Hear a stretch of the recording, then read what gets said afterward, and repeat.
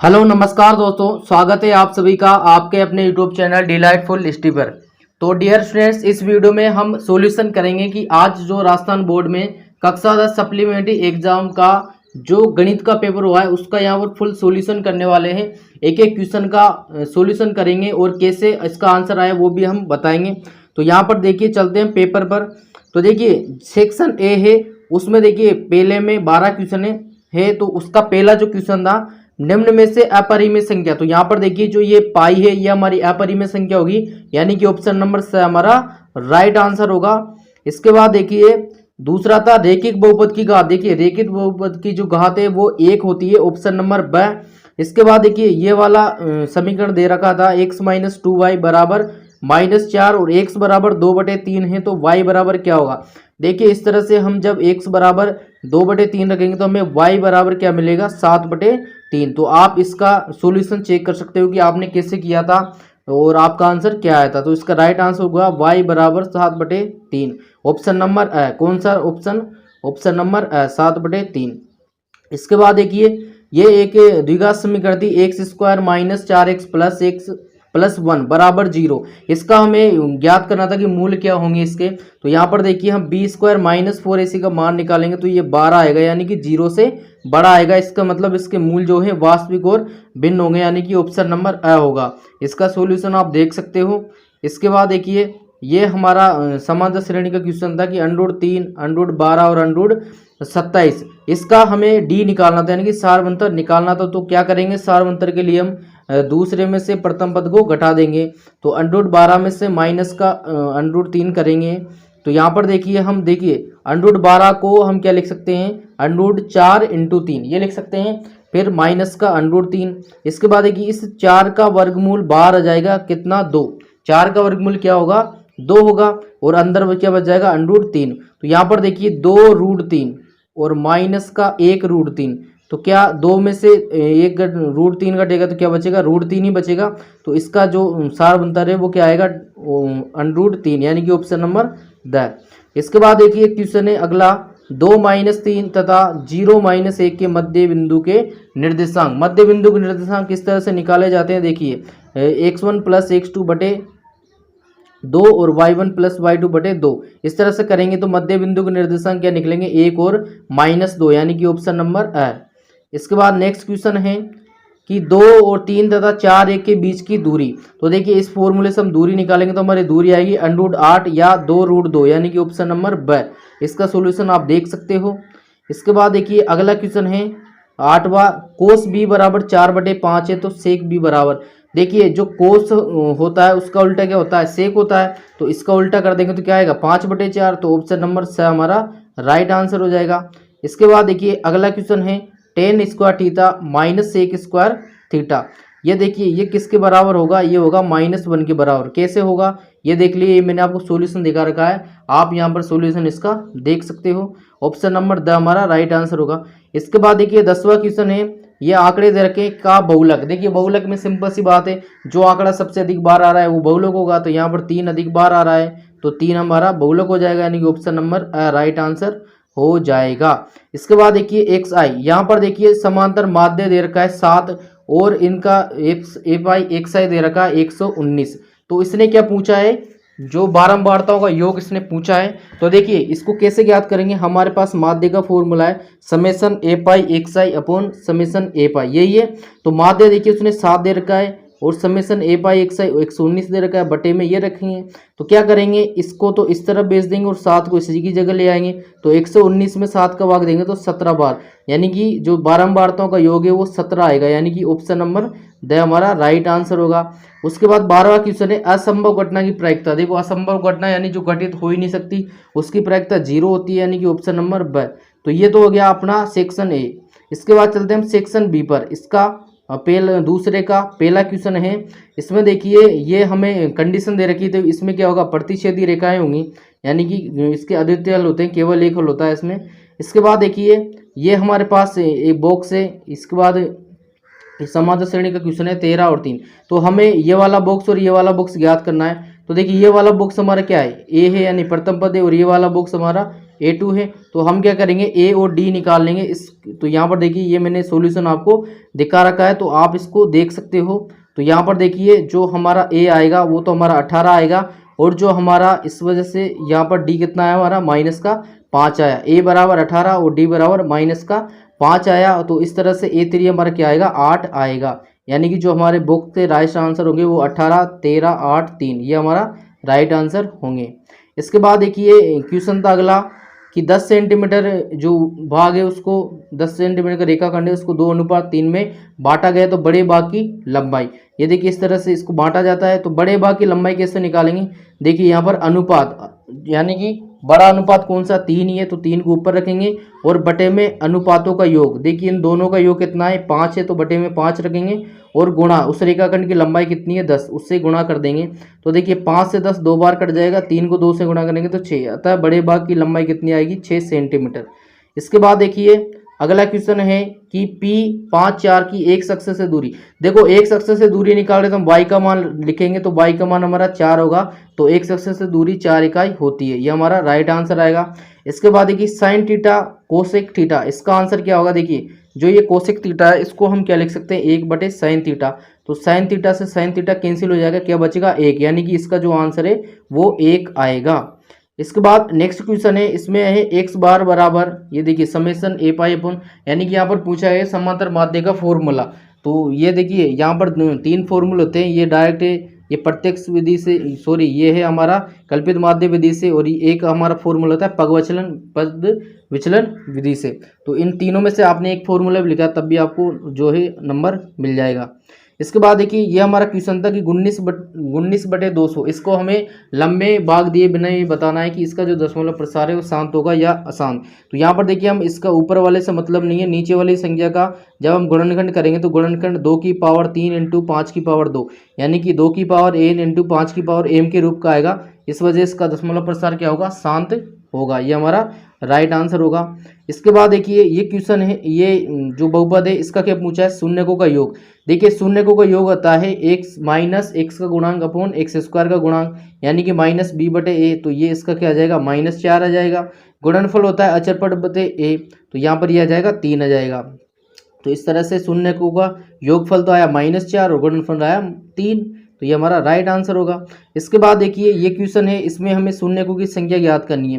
तो देखिए शून्यकों की संख्या कैसे ज्ञात करते हैं, देखिए ये जो y अक्ष का जो ग्राफ है ये एक अक्ष को कितनी जगह पर टच कर रहा है, ये यहाँ पर देखिए एक ही जगह पर टच कर रहा है इस जगह पर, तो इसका जो शून्य है वो कितना होगा 1 होगा। इसके बाद देखिए ये इक्वेशन दे रखी है x बराबर 2y-3 और y बराबर 2x, इसका हमें सॉल्यूशन करना है। तो देखिए यहाँ पर देखिए y बराबर 2x दे रखा है, तो हम क्या करेंगे इस वाली समीकरण में इस y की जगह पर 2x रख देंगे, ये हमने रखा। इसको थोड़ा सोल्व किया, सोल्व करने पर देखिए यहाँ पर x बराबर कितना आया 1 आया। जब इस x बराबर 1 को हम इसमें रख देंगे तो y बराबर 2 आएगा, यानी कि x बराबर 1 और y बराबर 2। पूरा सॉल्यूशन के लिए आप इसको पूरा देख सकते हो। इसके बाद देखिए यहाँ पर जो है ये दे रखा है कि के किस मान के लिए इसके मूल समान होंगे। तो देखिए मूल समान होने के लिए क्या होना चाहिए, b² - 4ac का जो मान है वो बराबर 0 होना चाहिए। तो देखिए हमने इसका मान निकाला है, तो देखिए k बराबर हमारे पास आ रहा है +-8, तो यहाँ पर यानी कि k का मान क्या हो सकता है +8 और -8, ये 2 मान हो सकते हैं। तब जो क्या होगा यहाँ पर इसके जो मूल है वो बराबर आएंगे, तो k बराबर 8 और -8 ये हमारा राइट आंसर होगा। इसके बाद देखिए हमारे क्वेश्चन था कि प्रथम धनात्मक पूर्णांक जो क्रमागत धनात्मक पूर्णांक है 2, उनके गुणनफल जो है 72 है। तो हम क्या करेंगे प्रथम धनात्मक पूर्णांक मानेंगे x, क्रमागत है तो यानी कि 1 जुड़ेगा, तो दूसरा क्या हो जाएगा x+1। प्रश्नानुसार क्या दे रखा है दोनों का गुणा 72 के बराबर है। तो यहाँ पर देखिए हमने किया ये इस तरह से किया, तो इसको उसमें इसमें बदलना है बीजीय गणित में, तो यहाँ पर ये हमने इसको समीकरण रूप में बदल दिया है x² + x -72। अगर आपका भी आंसर ये है या ये है, दोनों में से दोनों ही सही है, अगर आपने ये किया तो आपका आंसर सही है। इसके बाद देखिए नेक्स्ट क्वेश्चन है ये वाला, हमें क्या करना है कि ये 3 सेंटीमीटर त्रिज्या का वृत्त है, उस पर बार कोई बिंदु ऐसा तो नहीं लिखा है, लेकिन उस पर जो है एक बिंदु से हमें क्या करनी है, इस पर स्पर्शरेखा की रचना करनी है। तो इस बार हम एक बिंदु ले लेंगे, बिंदु लेकर क्या करेंगे, ये जो दूरी है इसको बराबर भागों में बांटेंगे। ये दो बराबर भागों में बांटे हमने, चाप काट कर यहाँ पर और यहाँ पर। इसके बाद देखिए इस बिंदु को जो है वो इस बिंदु को केंद्र मानकर एक वृत्त बनाएंगे। और ये देखिए ये जो वृत्त है, जो पहले वाले वृत्त को जहाँ पर टच करेगा उसको मिलाते हुए इस बिंदु से जो क्या है, हम एक यहाँ पर एक रेखा खींच देंगे। यही हमारी क्या होगी, स्पर्श रेखा होगी। सिंपल सा क्वेश्चन है। इसके बाद देखिए अगला क्वेश्चन है -5 और 12 मूल बिंदु से दूरी। तो देखिए मूल बिंदु से दूरी क्या होती है, √x² + y²। हम जब इसका आंसर निकालेंगे तो क्या आएगा, √169 यानी कि 13 इकाई। यह हमारा राइट आंसर आ जाएगा।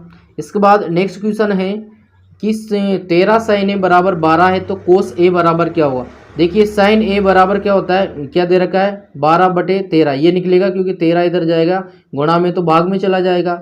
बराबर क्या होता है, लंब/कर्ण। तो ये हमारा लंब हो गया और ये हमारा कर्ण हो गया। जबकि हम जानते हैं कि हमारा जो cos a है वो होता है आधार/कर्ण, यानी कि हमें इस आधार की भी जरूरत पड़ेगी। तो हम क्या करेंगे, पाइथागोरस प्रमेय से इस आधार को निकाल लेंगे, जो कि हमारा कितना निकलेगा, 5 निकलेगा। वो निकाला कैसे, ये यहाँ पर आप देख सकते हो इसको। इसके बाद देखिए तो cos a बराबर क्या आ जाएगा, 5/13। अगर आपका भी ये आंसर आया तो आपका आंसर सही है। इसके बाद नेक्स्ट क्वेश्चन है 1 + tan² 60/cos 30। इसका आंसर देखिए, इसका आंसर आएगा 2√3। क्या आएगा, 2√3। यहाँ पर कैसे आएगा वो आप सॉल्यूशन यहाँ पर देख सकते हो आसानी से, कोई दिक्कत वाली बात नहीं है। देखिए इसके बाद नेक्स्ट क्वेश्चन है, इसमें वर्ग अंतराल और संचयी बारंबारता यानी कि CF दे रखा है। तो हमसे पूछा है बहुलक वर्ग क्या होगा। तो यहाँ पर देखिए ये CF दे रखा है, तो हम क्या करेंगे, यहाँ पर हमारा बारंबारता निकालेंगे। तो वो कैसे निकलेगी, देखिए इसका तो ये 3 ही रहेगा, बाद में 5 में से 3 घटाएंगे तो 2, फिर 10 में से 5 घटाएंगे तो 5, फिर 13 में से 10 घटाएंगे तो 2 3, फिर 15 में से 13 घटाएंगे तो 2। इस तरह से ये हमारा जो है बारंबारता निकलेगी। तो यहाँ पर देखिए सबसे अधिक बारंबारता किस वर्ग की है, इस वर्ग की, यानी कि 20 से 30 की। तो हमारा जो है बहुलक वर्ग कौन सा होगा, 20 से 30, ये अपना राइट आंसर होगा। इसके बाद देखिए नेक्स्ट क्वेश्चन है कि P ऑफ E बराबर 0.05 है तो E नहीं की प्रायिकता। सिंपल सा क्वेश्चन है, दोनों का योग 1 होता है। तो इस तरह से हमारा राइट आंसर क्या आएगा, 0.95। आप देख सकते हो कैसे आएगा, इसका सॉल्यूशन मैंने पूरा दिखा रखा है। तो ये हमारा राइट आंसर हो जाएगा। इसके बाद चलते हैं क्वेश्चन नंबर 4 की तरफ। तो क्वेश्चन नंबर 4 है 3 - √2। इसको दिखाओ कि ये एक अपरिमेय संख्या है। तो सिंपल सी बात है, आप इसको जो है प्रश्नावली 1 में देख लेना, सिंपल सा है। आपने कैसे किया होगा, देखिए यहाँ पर 3 - √2 है, इसको हम परिमेय मानेंगे। परिमेय मानने पर ये a/b में आएगी, जहाँ a और b पूर्णांक है। तो इसके बाद देखिए क्या होगा, यहाँ से -√2 बराबर a/b और ये -3 इस तरह से आएगा। इधर ये माइनस है तो इसको प्लस करने के लिए माइनस से हम गुणा कर देंगे, तो यहाँ पर -a/b हो जाएगा और इधर +3 हो जाएगा। इस तरह से देखिए एक साइड तो क्या आएगा √2 और एक साइड देखिए √2 अपरिमेय संख्या हम जानते हैं, और एक साइड क्या आएगी, परिमेय संख्या। भाई पूर्णांक आएगा तो परिमेय संख्या आएगी। तो इस वजह से क्या होगा, ये विरोधाभास होगा। और ये विरोधाभास क्यों होगा, क्योंकि हमने 3 - √2 को क्या माना है, परिमेय संख्या माना है। इस वजह से ये विरोधाभास आया है। इस वजह से इसलिए 3 - √2 क्या होगी, एक अपरिमेय संख्या होगी। उसके बाद देखिए अगला क्वेश्चन है द्विघात बहुपद। शून्यकों का योग 8 दे रखा है और गुणनफल 15 दे रखा है। तो हमें बहुपद ज्ञात करना है। तो देखिए बहुपद ज्ञात करने का फॉर्मूला होता है px बराबर k x² minus alpha plus beta into x plus alpha into beta.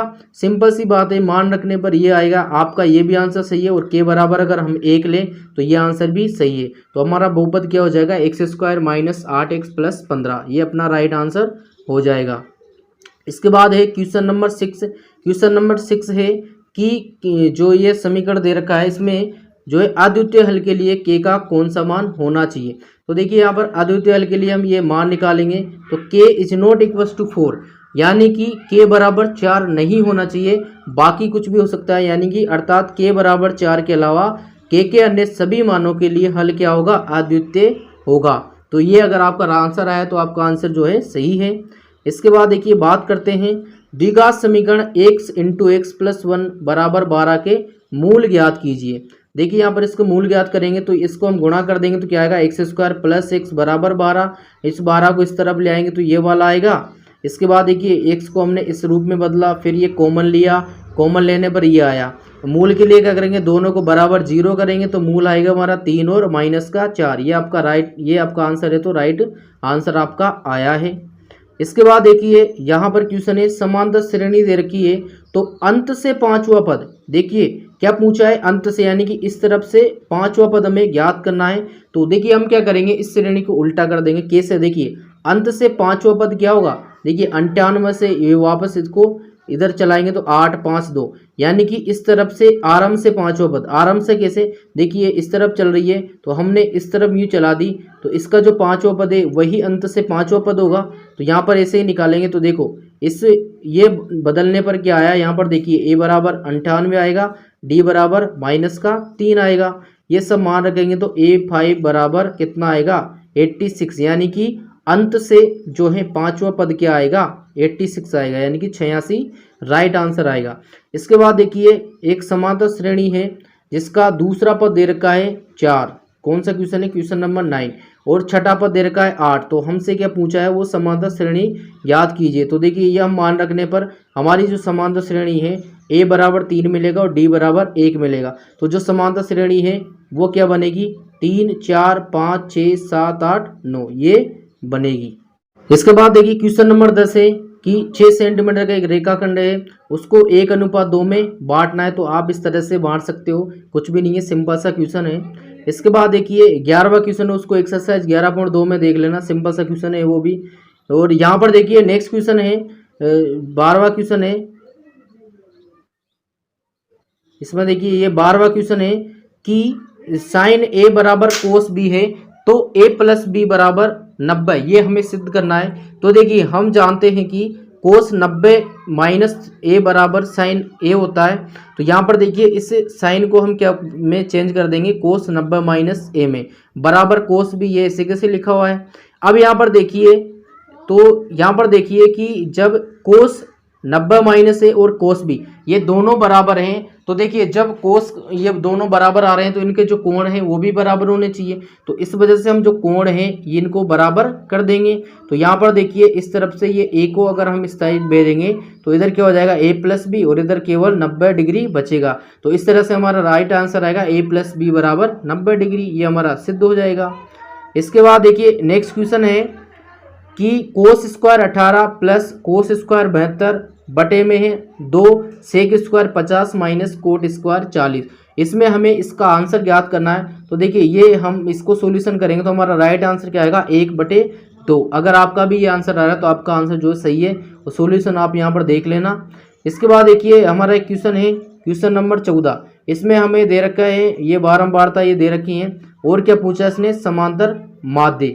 तो यहाँ पर देखिए समांतर माध्य के लिए हमें ये दो चीज़ें दे रखी है, उसने एपेक्स याद कर लेंगे, यानी कि दोनों को गुणा करेंगे तो समेसन एपेक्स और समेसन एप की हमें ज़रूरत पड़ेगी। तो यहाँ पर देखिए हमारा जो है, यहाँ पर देखते हैं हम,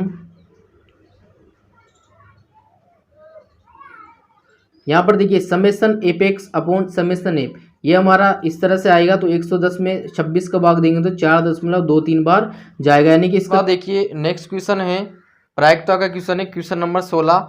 पेटी में 50 डिस्क है जिन पर 1 से लेकर 50 तक की संख्याएं अंकित है। तो हमें ये बताना है कि पूर्ण वर्ग संख्या आने की क्या प्रायिकता होगी। तो उससे पहले देखिए हम पूर्ण वर्ग संख्या जो निकालेंगे वो निकलेंगी 1 4 9 16 25 36 और 49, यानी कि टोटल 7 निकलेंगी। और कुल संख्या कितनी है 50 है, तो इस वजह से प्रायिकता हमारी क्या होगी 7/50, ये हमारा राइट आंसर आएगा। इसके बाद नेक्स्ट क्वेश्चन है क्वेश्चन नंबर 17 कि प्रथम 15 धन पूर्णांकों का योग जो 3 से विभाज्य हैं। तो यहाँ पर देखिए ये जब हम निकालेंगे तो इसका योग कितना आएगा 360 राइट आंसर आएगा। इसके बाद जो अथवा में क्वेश्चन था उसका राइट आंसर होगा 2093/2 या 1046 से ही 1/2, दोनों का ही आंसर आप देख सकते हो आपने कौन सा क्वेश्चन किया था।